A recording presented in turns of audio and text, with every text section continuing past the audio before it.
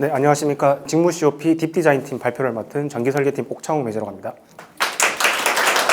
발표 시작하겠습니다. 네, 우선 개요입니다. 저희는 활동 목표, 그리고 팀원 소개, 그리고 메이트별 활동 및 단체 활동, 향후 계획 순으로 설명드리겠습니다. 활동 목표입니다. 저희의 활동 목표는 자동화와 효율화를 큰 대주제로 잡았는데요. 전기설계팀에서 설계를 진행하면서 단순하게 반복되는 업무라든지 비효율적으로 진행되고 있는 업무들을 프로그래밍과 AI를 툴로 활용해서 심플하게 단순화시키고 또 업무 효율성과 데이터 정확도 향상, 휴먼 에러 방지를 목표로 하였습니다. 다음은 팀 구성입니다.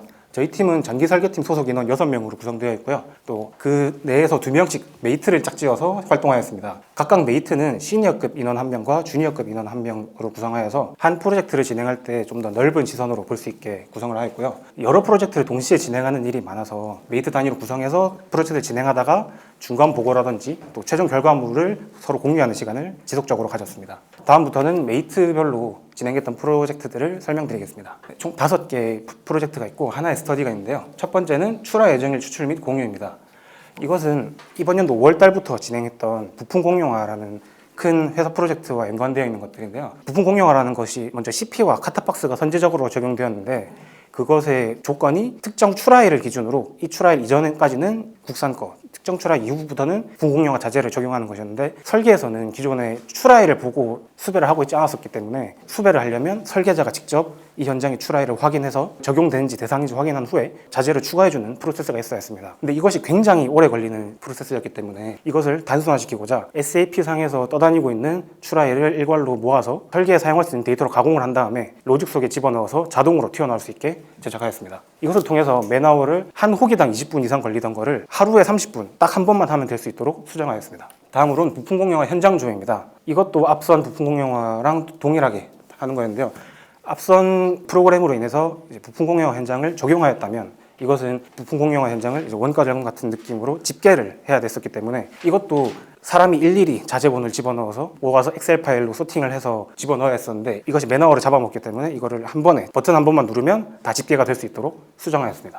다음으로는 승강로 비상문 자동 계산입니다. 일반 호기는 승강장 거리 11m 이상, 그리고 비상호기나 피난호기는 승장 거리가 7m 이상이 되면 비상문이 들어가야 되는데요. 이것이 설계자가 직접 승강로 도면을 열어서 층고 정보를 본 다음에 영업사양에 들어온 비상문 숫자가 맞는지 확인을 하고 그 다음에 설계를 진행한 다음에 또 검토자도 도면을 열어서 검토를 진행해야 되는 그런 불편함이 있었습니다. 저희는 그것을 해소하고자 먼저 설계자가 테이블화를 시켜 놓으면 이 프로그램을 돌려서 BOM에 어떤 주석이 나와야 되는지 어떤 자재가 나와야 되는지가 산출이 되고 영업사양도 비교를 한 후에 검토자도 앞선 데이터를 기반으로 좀 더 편하게 검토를 할 수 있는 프로세스를 만들었습니다. 다음으로는 렌더링 비교 프로그램입니다.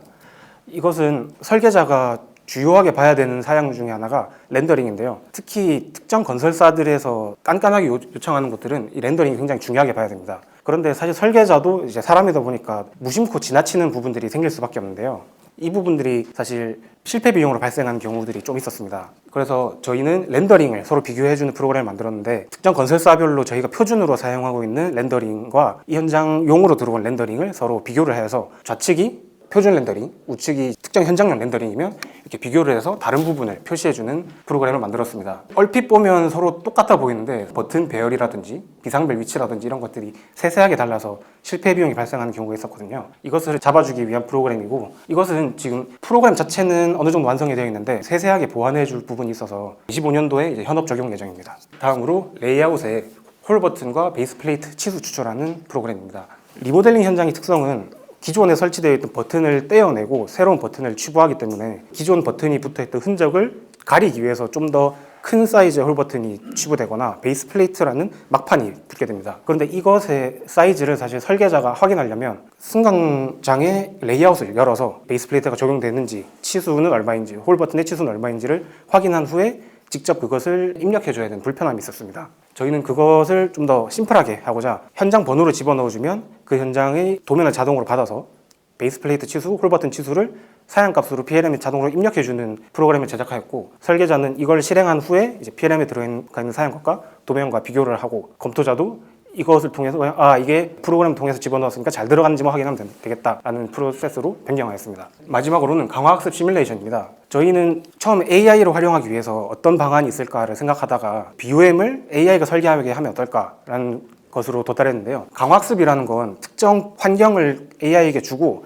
여기서 점점 더 높은 점수를 받을 수 있도록 AI에서 반복 학습을 시키는 것인데요. 여기 보면 이 영상이 대표적인 강화학습의 카트폴이라는 예제입니다. 카트폴은 랜덤한 방향으로 넘어지는 막대를 밑에 있는 카트를 컴퓨터가 움직임으로써 좀 더 계속 오랫동안 서 있을 수 있게 하는 것인데요. 여기 보면 계속 이게 시간인데 점점 더 높은 시간 동안 막대가 서 있는 것을 볼 수 있습니다. 그래서 저희는 BOM을 여기를 통해서 반복 학습을 시키면 점점 더 정확한 BOM을 볼 수 있지 않을까 생각을 했었는데, 이것을 계속 공부하다 보니까 BOM이라는 것이 점수를 매기기도 좀 어려운 부분이 있고 또 변수가 워낙 많아서 이것을 학습시키는데도 좀 비현실적이다라는 생각이 들어서 일단 광학습을 BOM에 적용하는 것은 보류한 상태입니다.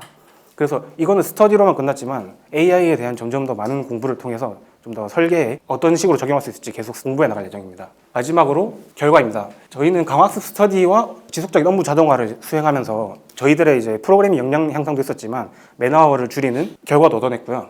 저희의 이제 딥디자인 팀의 활동은 24년도 직무 COP로만 끝나는 것이 아니라 계속해서 현업에서 각자 업무를 해나가면서도 지속해 나갈 예정입니다. 그걸 통해서 프로그램을 제작해서 실패 비용을 최소화시키고 또 자신 능력을 개발하고 또 AI 기술의 활용 때와 또 이것을 통해서 설계만 멈춰 있는 것이 아니라 좀 더 회사에 도움이 될 수 있도록 업무 스펙트럼을 확장할 예정입니다. 지금까지 딥디자인 팀 발표였습니다. 들어주셔서 감사합니다.